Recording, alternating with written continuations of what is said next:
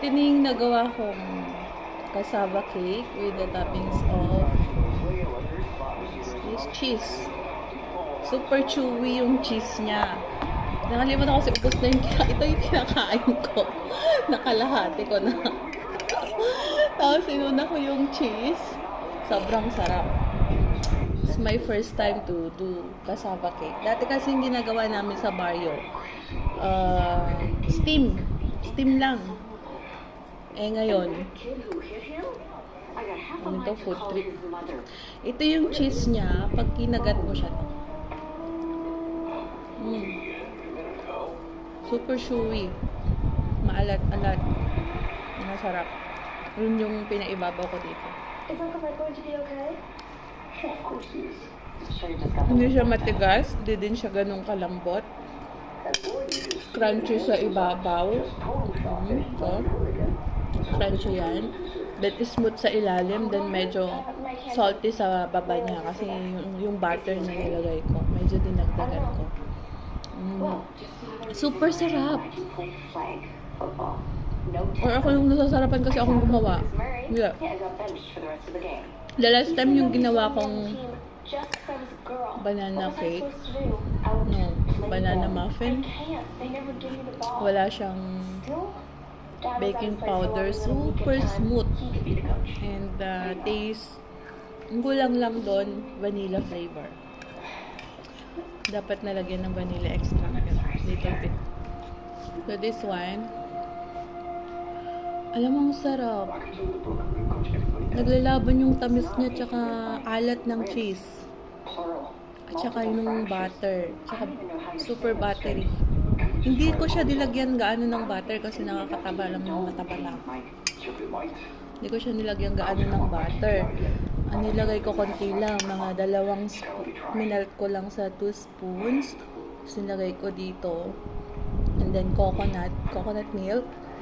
Ang ginawa ko sa coconut milk, blend ko siya, blender, and then sinala ko, tapos piniga ko. Yung water niya, yun na yung pinagtubig ko dito. No condensed milk, a little bit of milk, evap milk only, maybe 1/4 cup. See tignan nyo ang ganda ng ano niya. Ang ganda ng kinalabasan niya. Itong cheese na to is for pang burger. Wala kasi akong cheese na kailangan i-grated. Parang ano lang siya, yung square, na dati nang nahati-hati na ganyan. Kaya yung pinaibaba ko. And so, yung mga tunaw, yun yung naghahalo, nag-blend dun sa cassava cake natin. And then yung sugar niya, kasi akong gumawa, konti na lang yung nilagay ko. Muscovado sugar yung nilagay ko dyan. Kasi meron dito. Kung Chinese, mahilig sa mga sugar cane, doon nanggagaling yung muscovado sugar. Hindi na gaanong na-refine. So, it's super, hindi gaanong mas sweet. Ngayon, nilagay ko lang din 2 spoon. Pero hindi siya po. Ang dami na nitong nagawa. 2 ganito. Hindi pa ako nagsupply mula kahapon. Wala naman kasing gagawin dito lang sa bahay. I'm just making sure I'm ready for whatever comes your way. That's my job. Ang sarap.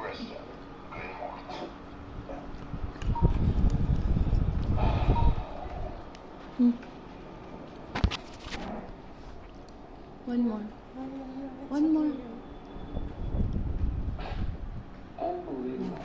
My boss is shaking. She is my boss. Wait, you're wearing that jersey today. My princess boss, right? You are my princess here. I'm your baby, what? Baby princess. Yun yung ano ko nalalaglag yung phone Kailangan ko ata ng... Ito pala, tanungin ko bakit yung ano ko, yung Facebook ko, wala pang star sign. Meron naman akong 1,000 plus.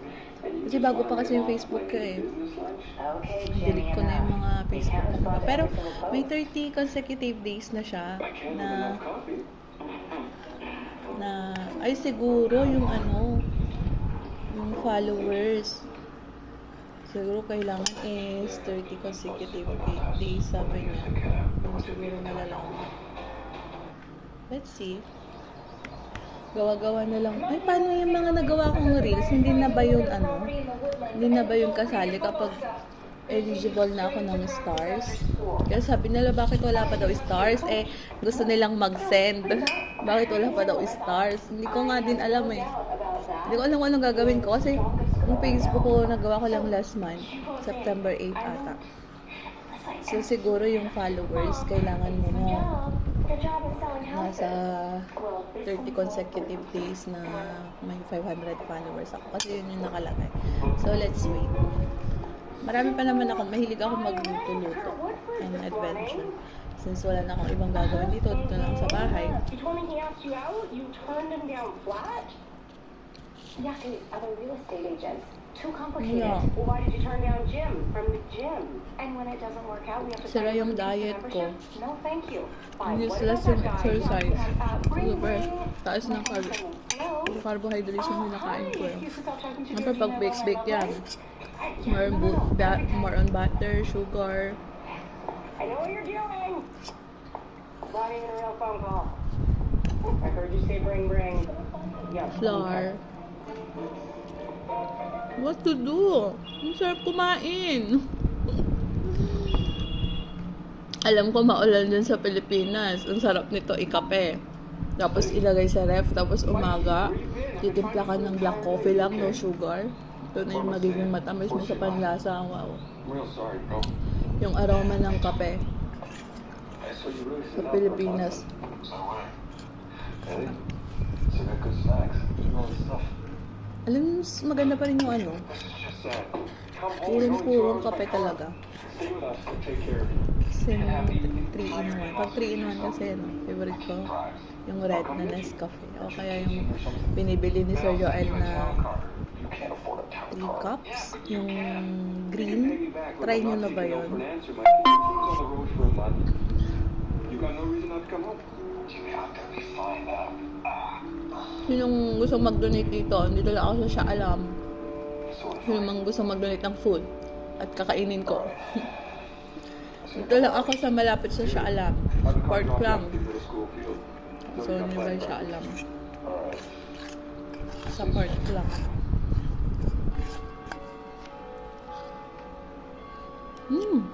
Finish. Ganito siya kadami.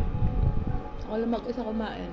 Bigyan ko lang siya ng dalawang subo. Thank you. Sarap. Happy eating, guys. Happy tea time.